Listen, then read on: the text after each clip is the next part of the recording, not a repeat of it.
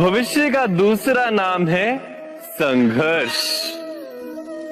हृदय में आज इच्छा होती है और यदि पूर्ण नहीं हो पाती तो हृदय भविष्य की योजना बनाता है। भविष्य में इच्छा पूर्ण होगी ऐसी कल्पना करता रहता है, किंतु जीवन ना तो भविष्य में है ना अतीत में। जीवन तो इस क्षण का नाम, अर्थात इस क्षण का अनुभव ही जीवन का अनुभव। पर हम ये जानते हुए भी इतना सा सत्य समझ नहीं पाते। या तो हम बीते हुए समय के स्मरणों को घेर कर बैठे रहते, या फिर आने वाले समय के लिए हम योजनाएं बनाते रहते हैं और जीवन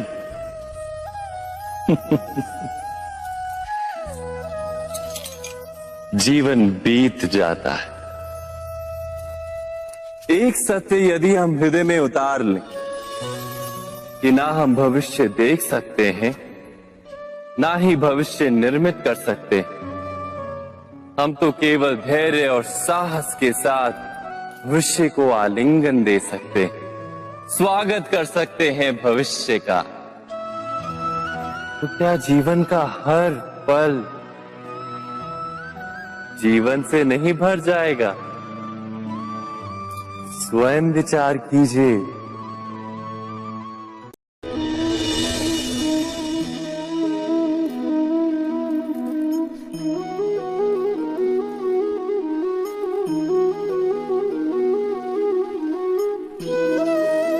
ज्ञान प्राप्ति सदा ही समर्पण से होती है, ये हम सब जानते हैं। किंतु समर्पण का वास्तविक महत्व क्या है? क्या हमने कभी विचार किया? मनुष्य का मन सदा ही ज्ञान प्राप्ति में विभिन्न बाधाओं को उत्पन्न करता है। कभी किसी अन्य विद्यार्थी से ईर्ष्या हो जाती है, कभी पढ़ाए हुए पाठों पर संदेह जन्मता है, और कभी गुरु द्वारा दिया गया दंड मन को अहंकार से भर देता है। नहीं, क्या ऐसा नहीं होता? न जाने कैसे कैसे विचार मन को भटकाते हैं, और मन की इसी अयोग्य स्थिति के कारण हम ज्ञान प्राप्त नहीं कर पाते। मन की योग्य स्थिति केवल समर्पण से निर्मित होती है। समर्पण मनुष्य के अहंकार का नाश करता है। ईर्ष्या, महत्वाकांक्षा आदि भावनाओं को दूर कर हृदय को शांत करता है और मन को एकाग्र करता है। वास्तव में ईश्वर की सृष्टि में ना ज्ञान की मर्यादा है, ना ज्ञानियों की। गुरु दत्तात्रेय ने तो गाय और श्वान से भी ज्ञान प्राप्त कर लिया था। अर्थात विषय ब्रह्म ज्ञान का हो या जीवन के ज्ञान का या गुरुकुल में प्राप्त होने वाले ज्ञान का, उसकी प्राप्ति के लिए गुरु से अधिक महत्व है उस गुरु के प्रति हमारा समर्पण। क्या ये सत्य नहीं?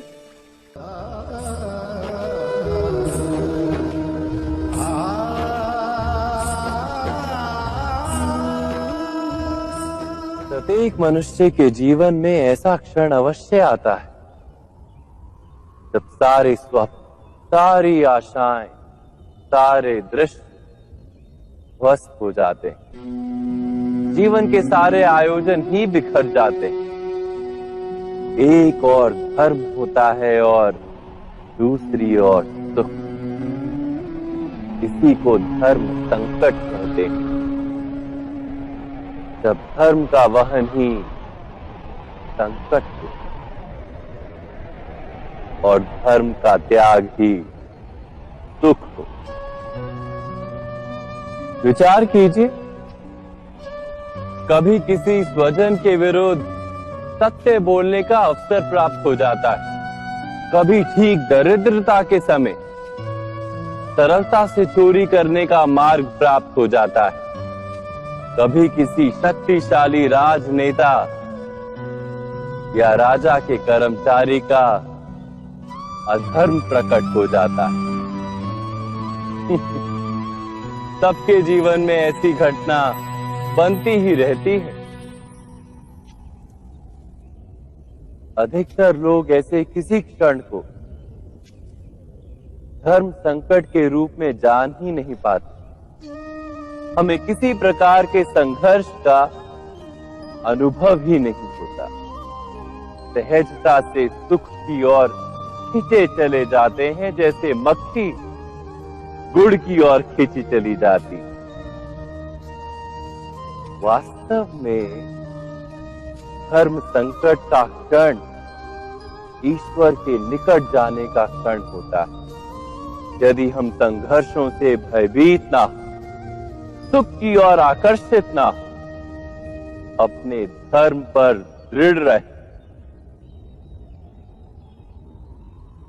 तो ईश्वर का साक्षात्कार दूर नहीं।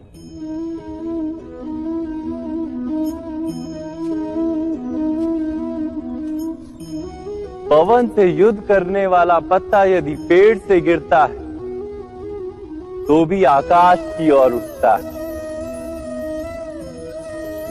पवन से झुकने वाली घास वहीं भूमि पर रह जाती। अर्थात धर्म संकट से यदि हम संकट को ही टाल दें तो सुख तो मिलता है, जीवन बढ़ता है, किंतु क्या चरित्र नहीं टूटता?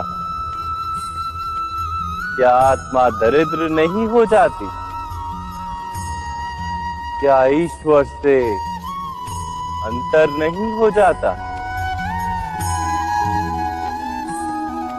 स्वयं विचार किए।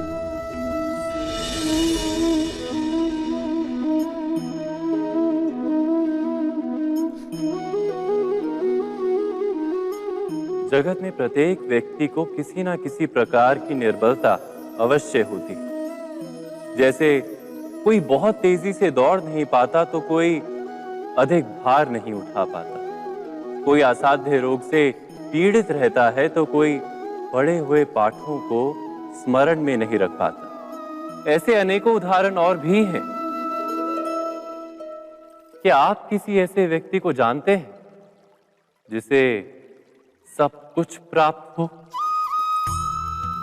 और हम जीवन की उस एक निर्बलता को जीवन का केंद्र मानकर जीते हैं?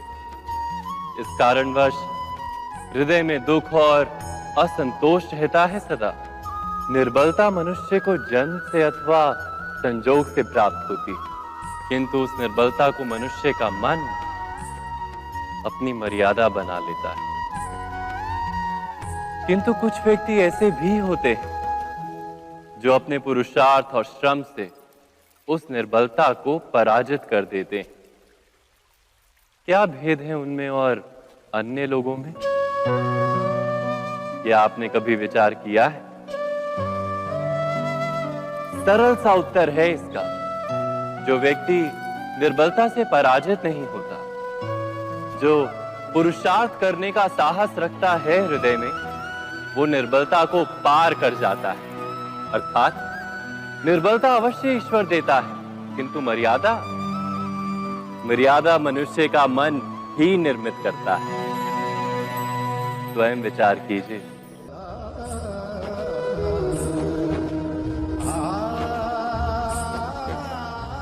दो व्यक्ति जब निकट आते हैं तो एक दूसरे के लिए सीमाएं और मर्यादाएं निर्मित करने का प्रयत्न अवश्य करते हैं।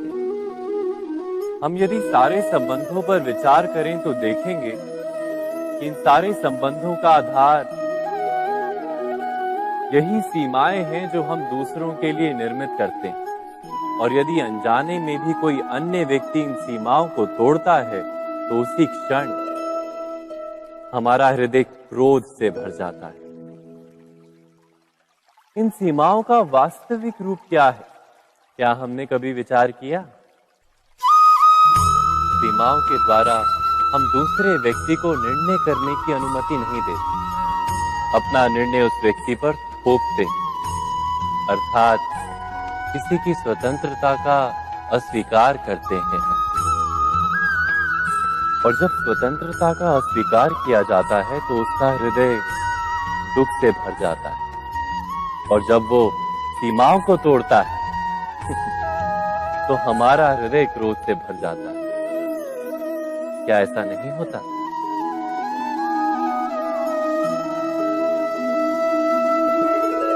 पर यदि एक दूसरे की स्वतंत्रता का सम्मान किया जाए तो किसी मर्यादाओं या सीमाओं की आवश्यकता ही नहीं होती। अर्थात जिस प्रकार स्वीकार किसी संबंध का देह है, क्या वैसे ही स्वतंत्रता किसी संबंध की आत्मा नहीं? स्वयं विचार कीजिए।